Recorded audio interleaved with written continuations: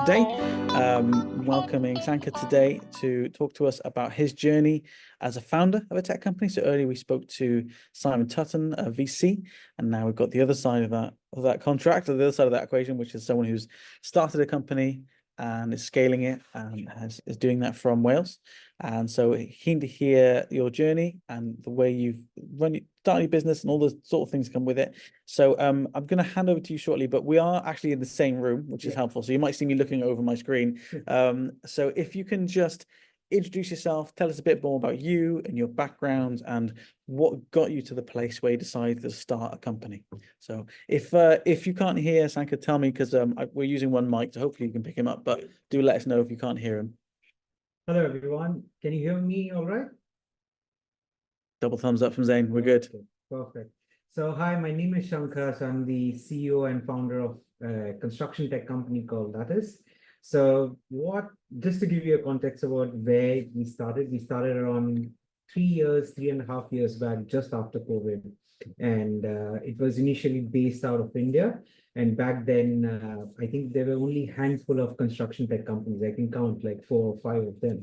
And we were seeing a growing amount of people starting up in UK and the US. And it made sure for me that I had to go out of India to start because we were the initial trendsetters. And So that's when the journey started. I studied MBA from Cardiff Uni. That's the only thing I knew about living in the UK. I did some work in London, but Cardiff has a special place for me, and I've been here. So I reached out to the innovation department in India, who were doing work with the Welsh government. So they introduced me to Wales. They introduced me to Tramshed, and one went to the other. Like I was part of the same program which you have, but it was said something else back then, and started their journey from there. Now we have a team of 4 people based out of India and UK, and we have recently raised a pre-seed round as well. We're working with very big clients in the UK. To just give you a context, top 2 infrastructure contractors we work with. We have worked with on a very famous project, the ultra low emission zone enhancement project in London, which was a massive contract for us. So yeah, just humble beginnings to just carrying on what we are doing right now. Yeah. Brilliant, thank you. And so, like, the number of people in the audience, I should probably give you some context. We have international companies who have already started something, they've grown something, and they're looking at moving or expanding to the UK. So just to give a bit of context about the kind of people that are in the room, a few more have joined us while we were talking, so I'm sure more come along as well. So, in the early days of your journey, what were some of the biggest challenges that you faced as you were growing your business? Very interesting. So, I mean, you all guys know this. The initial bits is one of the toughest. It's just that how do you find the product market fit? That comes really tough. It's just that convincing your target audience that you are the right person to solve that problem. And even with bigger companies, after even working with bigger companies, I was talking to Gino, we are struggling to get a smaller company on board because that's the struggle of entrepreneurship. So I think initial days, if you're moving your company to the UK, there are a few things you have to be very conscious about. What are the rules and regulations here, which I'm sure you're part of this program, they're giving you all the things. If you want to continue as a bootstrap company or you want to raise it, so have your plans ready. That's more important. Third is get going from the first call. Have as many calls as possible. Get your first client, because after you have proven it on the field, it just takes off. And again, being part of Tramshed gave me that opportunity because, being an Indian company and coming and working with, as if you can say the US, it was a massive project. Nobody would trust an Indian company to come here. They would always trust someone who is based out of UK, being face to face. So that really helped. So I think these are the few things. If you're fundraising, keep your documents ready, keep your data room ready, have your pitch deck perfected. If you're running a bootstrap company, reach out to the Tramshed team. They have various contacts. I think over the last 3 years, I've met so many interesting people just being part of these events. And also, I think you run something called Meet the Funders. We I do, think yeah. that's how Simon. Yeah, I That's met right. Simon as well. Yeah. We had an offer from them. We didn't accept. We went to someone else. But again, all these things, it's like, if you are part of Tramshed, you get this opportunity right away. And if I had to do this all over again, I remember like 3 years back, all these things were not there. Now that we have this program, it's so good. You just come in, you tap in, you have free workspace, you are very closely connected to London. It's just the train station is right there. So it's just 2 hours, snap in, snap out, anywhere really. So gives you the ability to sort of start and succeed much earlier than what it took me. So I would have done it at least a year ahead of what if this was there. So, yeah. Brilliant. And good shout out for Meet the Funder. We've got another Meet the Funder happening on Tuesday. Usually someone else hosting, but they're not available this week. So I'll be hosting. So it'll be a familiar face. So I have sent a link to you all on WhatsApp, I think. But if you want to get the information on that, let me know and I'll drop it in the WhatsApp again. But yeah, there's another Meet the Funder session similar to what we just did with Simon. And it'll be happening on Tuesday morning. So Sanhka, I'm really curious to know, as someone who's now started and grown a company, funding, like, what are your thoughts on leadership and CEO and how that role fits to what you're like in the company? Interesting. We just had the conversation. I think to tell you at a very early stage, you are not really the CEO, you are a product manager. What you're trying to do is build a product which will be taken up by hundreds and thousands of clients. That's what you're doing.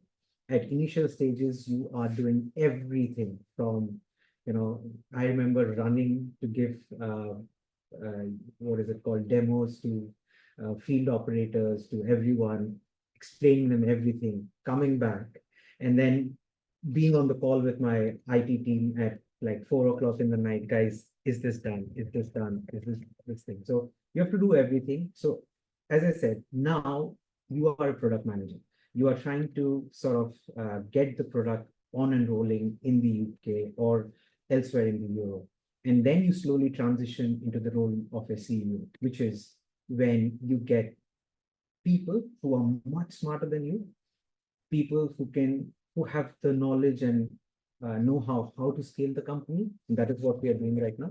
And you just sit at the back and give them the vision and be there really. That's the transition. So I'm transitioning right now to say from being a product manager, I'm still a product manager, to being a CEO. And that's when you take everything, like, get people on board and tell them to give them the culture to sort of grow and think that your company is the best place they can go for the next 5 or 6 years. And trust me, they will not, they're just not here for the equity. They will be there for if they're encouraged to be there with the right money. It was a great definition of leadership I came across recently, which is, your role as a leader is to set up the environment and create the environment for your team to become successful and to remove any barriers to prevent them from being successful, right? And that's a key part of leadership. Obviously, there's much more to it than that, but that's a big part, I think, of what you're saying there.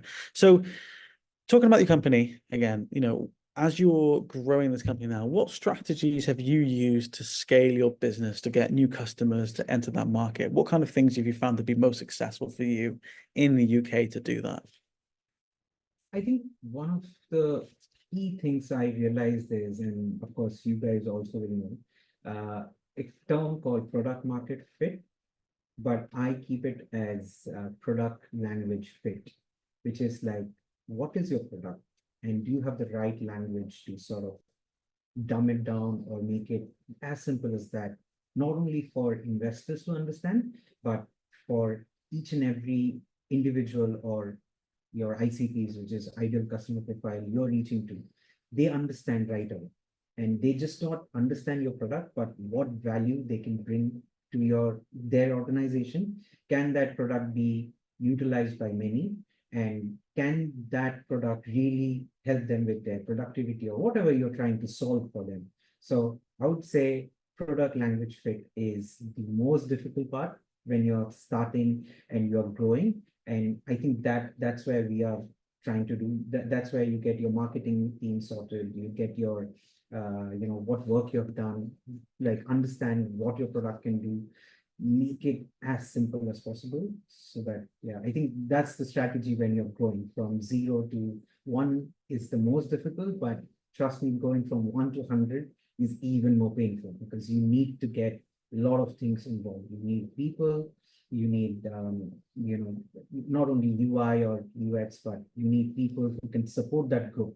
Like you can't just say, okay, guys, I want to scale to 100 people, like 100 customers in the next 2 years. Yes, you can do that, but you need the support structure back in. So you have to learn to do that. So I think that product language fit has stuck to my mind. I think that's what we are trying to do right now. And that's been really key for you. Interesting. And so, you get your product language fit down right.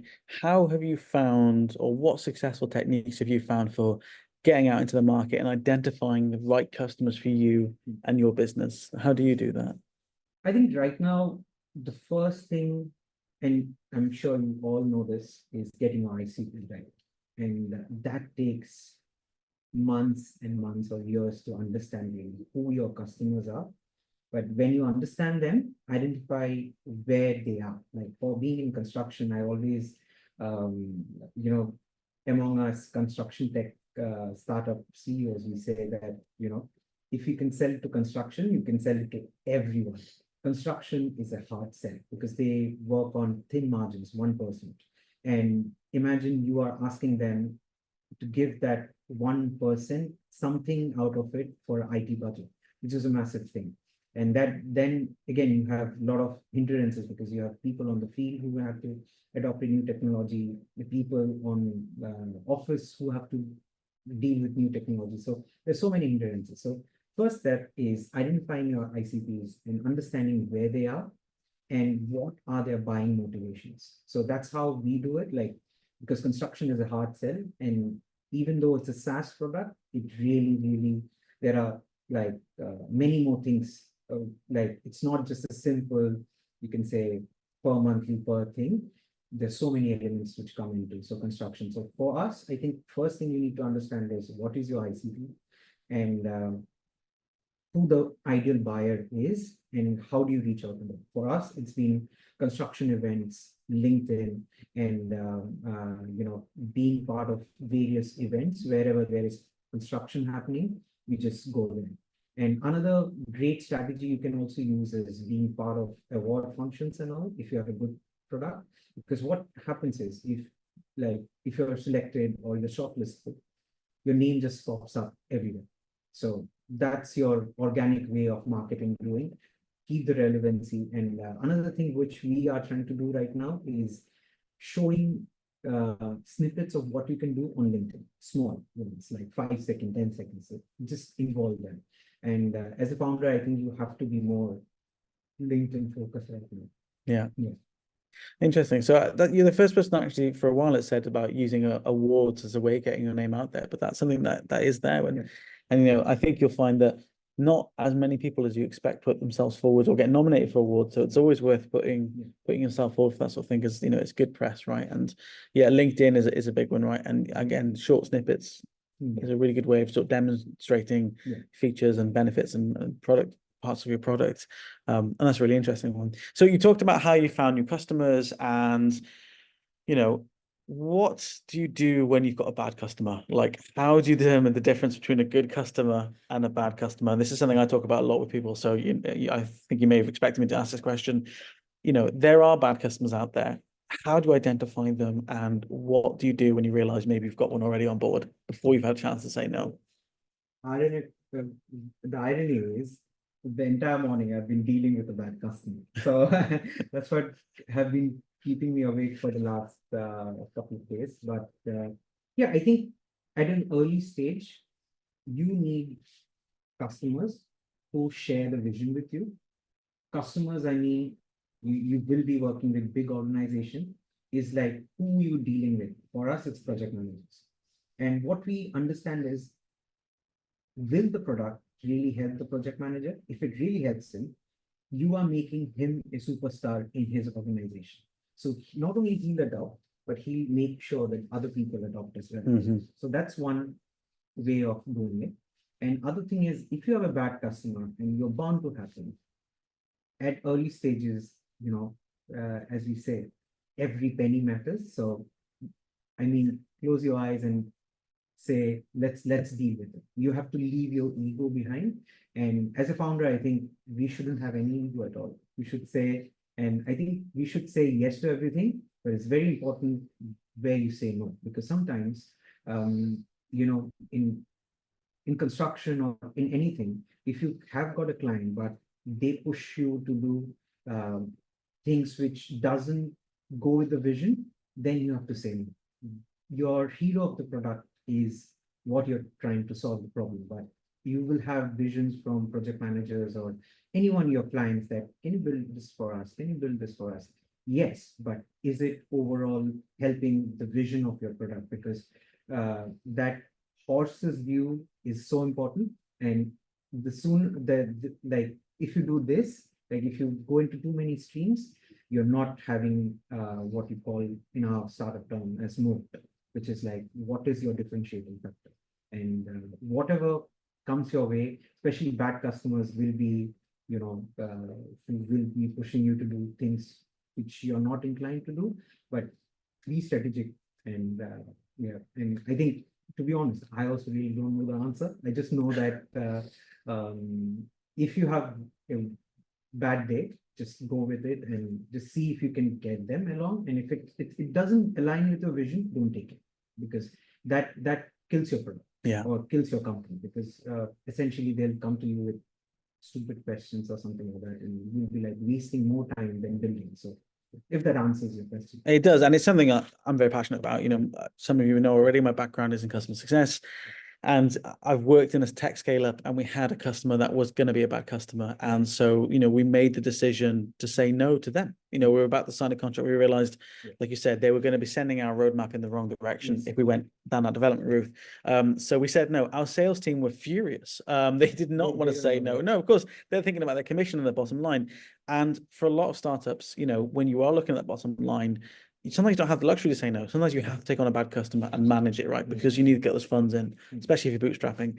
But if you have the ability to say no and to be clear with them about why, it not only stops you from doing damage to your roadmap and being distracted, but also it develops an element of trust, right? And I'm answering the questions here, and I shouldn't be, but in that case where we did that in a previous scale up I worked for, that customer came back to us about 6 or 8 months later with a new request, something we could fulfill, and what that proved to them was that we could be trusted. When we said yes, we can do it, they believed us, because when we said no, we couldn't, it cost us money. So it's really important, I think, identifying, if you can say no to bad customers, identifying why they're a bad customer in the first place. But easier said than done, very much easier said than done, and definitely a challenge. And so always happy to talk through with anybody our experiences and connect people up and discuss that. But it's a very important topic, and I know because you had that this morning, I wanted to raise it because it is something that is vital, really, and it can make a big difference as you're going on your growth journey. Anyway, I'm going to stop talking now and get back to Sanhka. So what, it's going to be a tough question again, sorry, Sanhka, like, talk us through a journey of some mistakes you made early on, things you realized that actually we could have done that better, things that maybe you could have done better, or things you just did wrong in general, and how that could have been done differently if you'd had the benefit of experience in your belt. What would you say there? I mean, many. I was going to say, maybe there weren't any, but you just said there were many. Many. I think one thing to point out really early here is, and it's going to be very important for you guys as well, is having your SEIS. If you're, did they go through the fund? If they haven't, they'll be getting a session on it. Yeah. So getting yourself set up with, you'll come across a tool called Seed Eagles, understanding what the platform can do. So for us, the major problem was, like, we didn't apply for SEIS, and one of the, and I think even I spoke to Marco as well. They're like, yeah, we have it, and they got it in the right time. But these kind of processes take some weeks from government to come, and when investor says yes to you, you have to be ready. So that's what's one. Second is not having our data room ready. It was ready, but it didn't have that amount of clarity. So having way more clarity, because these investors will give you one chance and you have to grab that. So investment wise, I'll advise you guys, go through what are the rules and regulations here. If you're obviously, if you're bootstrapping, yes. If you're not, like if you think you have to raise, please go through seed legals or whatever it is. And you always have Gino, you have the Tramship team to basically help you out. Because I remember in many cases I was to be just, guys, can you help me? Like, I have no idea. And that's where they come in. Secondly, I think, again, when I started, it took me a long time to understand all these things, though I was part of a couple of accelerators. These kind of accelerator, like the soft landing program, really helps you to understand the dynamics of how things work in the UK.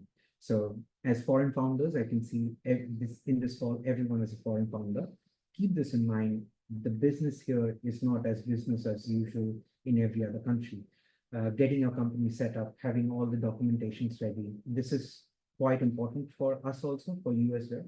And I think the second mistake I did, and I try to not do it, ask for help. That is very important. Sometimes founders, we think we know everything, we can do everything.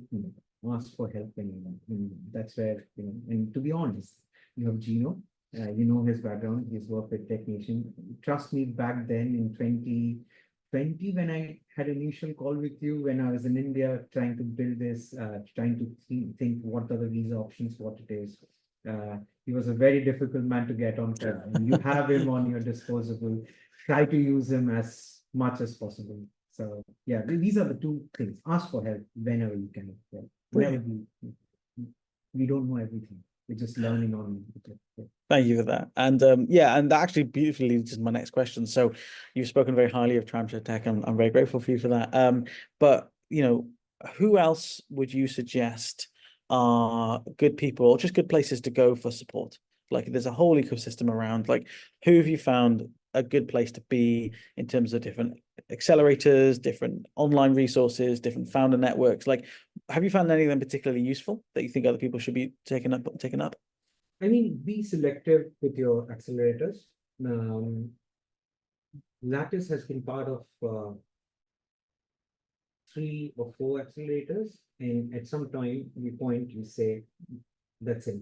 But I think all these accelerators added value for us because we were bootstrapping. One of the biggest accelerator program which we did, and we are the first Welsh company to do it, was AWS Loft. So not many people go in. We are the first Welsh company, and then it was followed by Vertus and others also. So that's a good thing. Second of all, have accelerator programs that really helps you.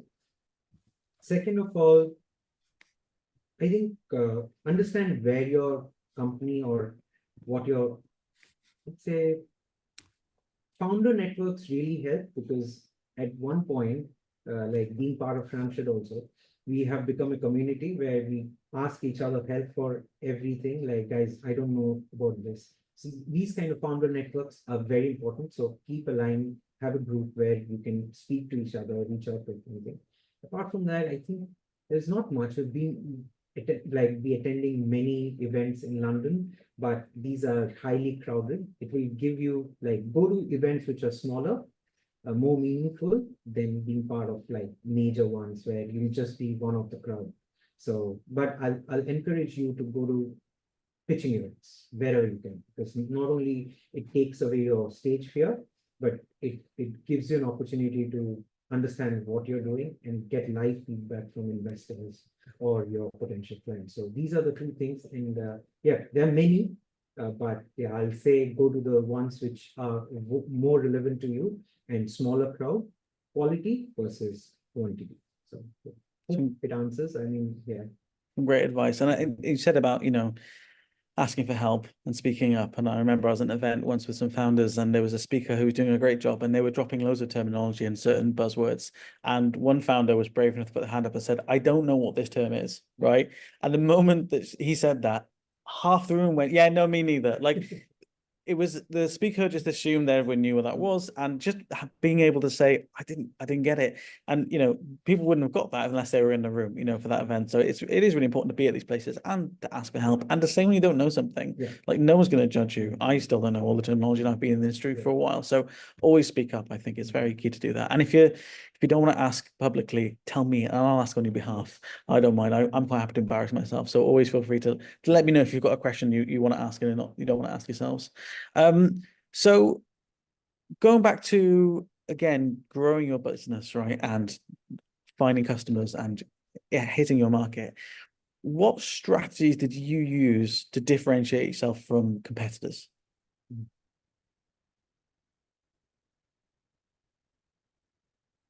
Long pause because I have to think about it. The one thing is, don't go as a cheaper alternative. That's what I've seen.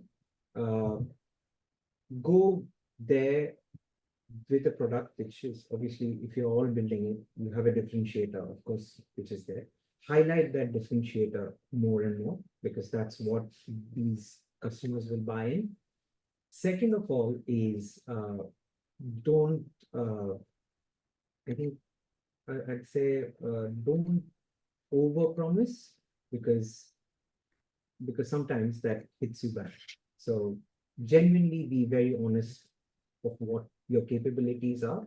Don't lie to your customer if you're not using AI. Just being in the fact, say we use AI. Be genuine about what you're doing. And I think just to give you the context, now that we are looking at customers, it's I mean, it's very difficult to put it in line, but it's like learning as you grow. Like, each customer brings something on board, even if it's the product which you're building, can it go to a different point of view or something like that? So I think build relationships rather than building money at this stage. So build relationship with your customer because these customers are going to stay with you for longer and they are going to take you from 0 to 1 even further. So building relationships, never don't overpromise because it hits you back, and be very clear on what you're giving to them. What's, as I said, how the product can be useful for them. So yeah. Brilliant, thank you. And we've already kind of touched on the story that the idea that in that growth journey, there are good days and there are bad days, right? You have bad customers, bad news, things go wrong, you find out you didn't get the SEIS funding, whatever it might be. How do you stay motivated when you're at the top, the buck stops with you? And how do you inspire your team when things aren't going well? That's what I tell myself every day. It is a difficult journey, guys. You all being part of it. It's not an easy thing. Some days I'm like, let's get this done, let this done.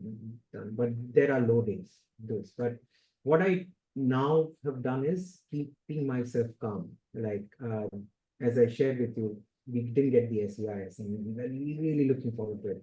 Months and months of negotiations, and then we get it, and then like, guys, it's gone. Opportunity is gone because your SEIS haven't come in time, and we really needed the money. So you get up next morning and say, "Oh, I've learned from it. Let's move on. This is not the end of the road. Let's strive on." And that's what happened. Like it didn't get through. I was incidentally at a friend's wedding in India. I enjoyed myself. Like high days or low days, keep your happiness quotient because, and I think one of the most important thing is, which I've learned recently, is having your time off. And this is good in terms of incorporate the culture of the UK as well. Like me coming from India, I remember last startup I started has to be like Saturday, Sundays. There was nothing called Saturday, Sunday for me. And that continued here as well. It's like, no, Saturday, my team has to work, Sunday, my team. So we are always on the call. But now I've learned from it because it takes a toll on me. Like I remember it has taken a toll on me. You see some gray hairs here. So now it's a pure line. If it's very important, yes, you have my Saturday, Sunday. But if it's not important, it can wait till Monday. Switch off your phone. Give your time. If you have pets, love them. If you have family, spend time with them. It's just to disconnect because it doesn't help you. It doesn't help you thinking about your business all the time. I think like long back, there were many, many startup founders will tell you, like Mark Zuckerberg, you're always thinking. No, they're not. It's the people thinking for them. They are looking at the vision, but everyone needs their time. I think if you're in this journey, bad thing happens, be stable. Good things happen, be stable. Have a point, enjoy yourself. But having that emotion quotient here, it's very, very important for your mental health, because I can agree to you, it was bad for some time when things were not working out. But I decided, let's do it. I'm here trying my best. I think end of the day, what we all have to understand is we are trying our best. We are trying to create change in this industry, and being a founder is not easy. You don't get paid as much as anything. So keep that in mind and just have a happiness quotient. That's it. Yeah. I hope you guys understood what I'm saying here. I'm just talking about my experience. So, yeah. I don't know. I'm not a therapist. I don't know what matters, what not. But I'm just saying that this few things that happened helped me. So yeah, if it helps for you guys. And that's great. And your experience is what we're after, right? That's what we're looking for here. I've got one more question because I know we're coming to time, and I don't want to go over. So if any of you have questions for Sanhka, then keep them in your mind and either drop them in the text or unmute yourself after and ask. But the last question for me, and I've got like 20 more questions I can ask you, but we don't have the time for them. What was the best piece of advice that you've received, and how did it impact you in your journey?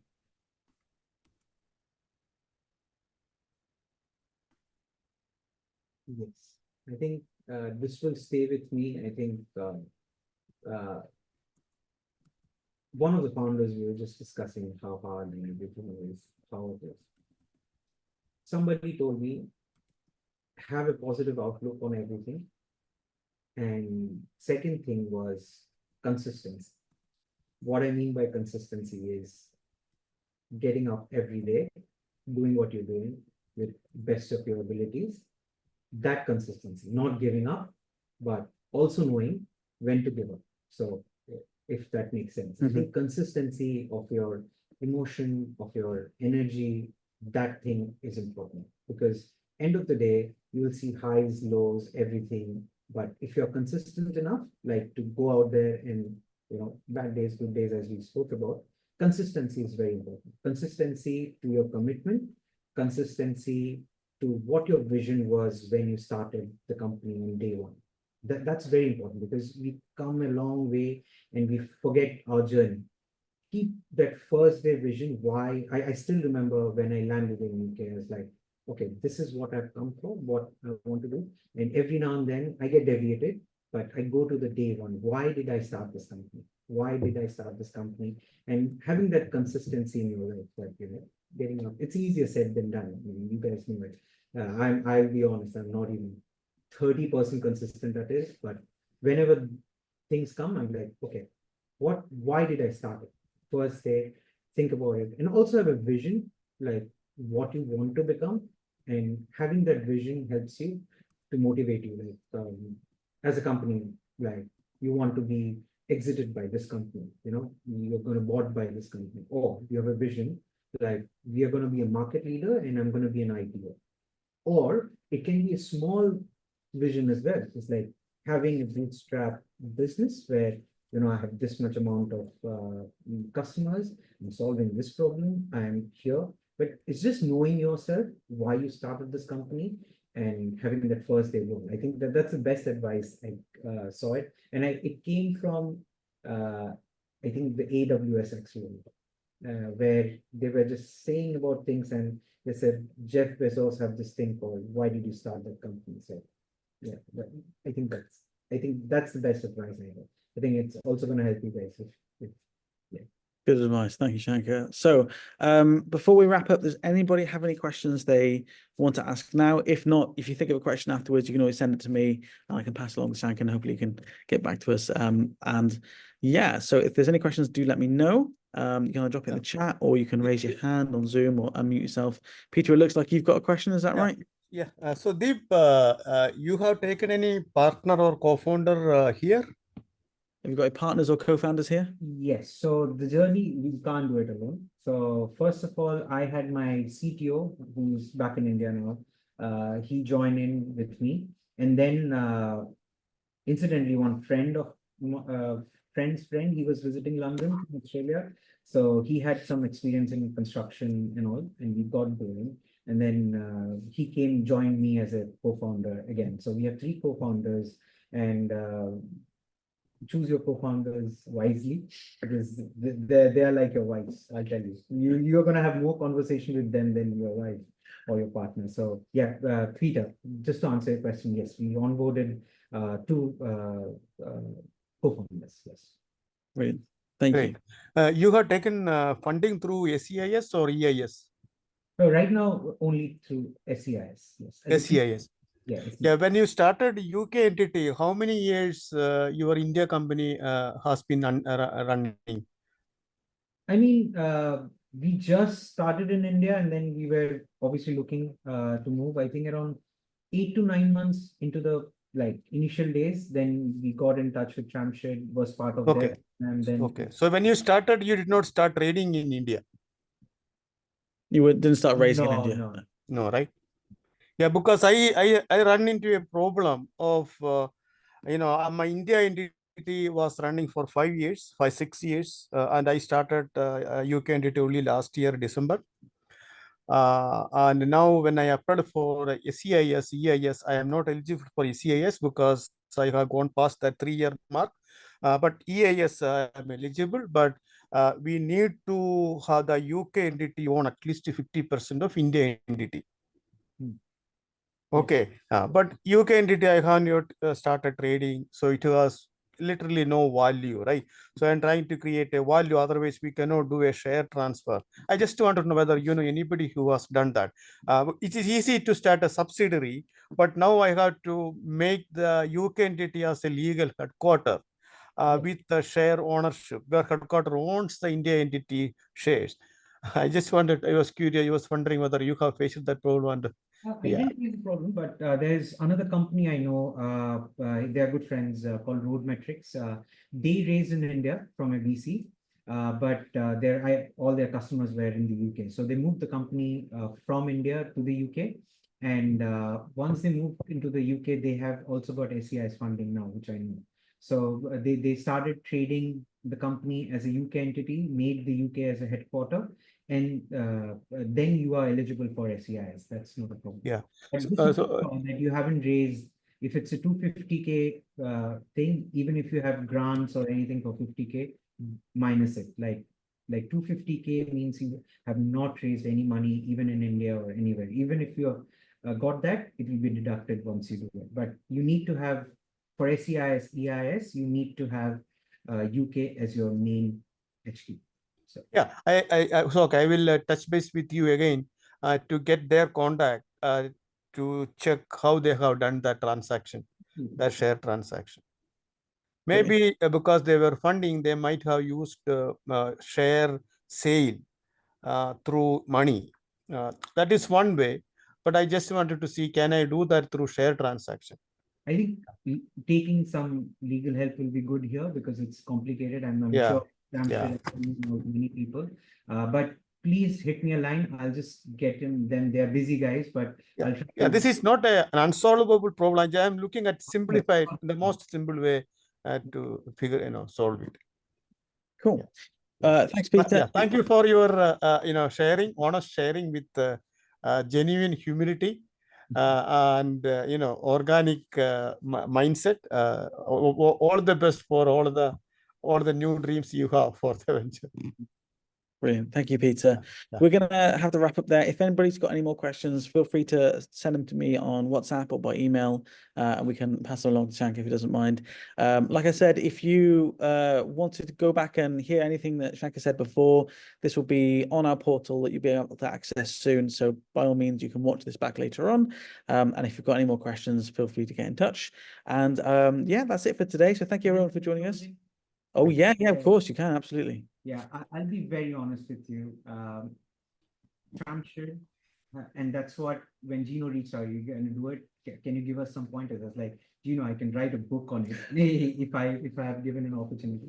But I'll tell you guys very humbly, and this thing, having support from Tramshed will help you, and it has helped for a foreign founder like me from starting from zero, knowing nothing about it. I just knew Cardiff Uni and how Cardiff is. That's it. That was my knowledge. And they have been part of, I'm not saying because I'm in Tramshed, but genuinely helped me. So guys, you have Gino, he's one of the best men you can have. You have Tramshed Network, you have other founders. Initial stages will be very, very helpful for you. So ask for help, as I said, and connect with me if you need anything. I have done a lot of mistakes, but if I can help you, and thank you for your time. Yeah, thank you. Brilliant. Thank you. Sanhka. Appreciate your thoughts and you saying that. So thank you so much. And yes, thank you everyone for joining us today. Like I said, get in touch. I'll send LinkedIn details across to everyone.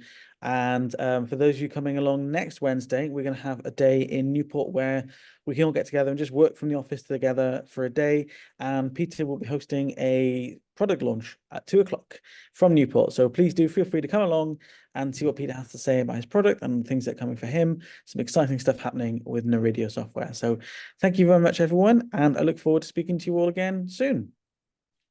Thank you. Thank you. Talk to you all soon. Bye. Thank you.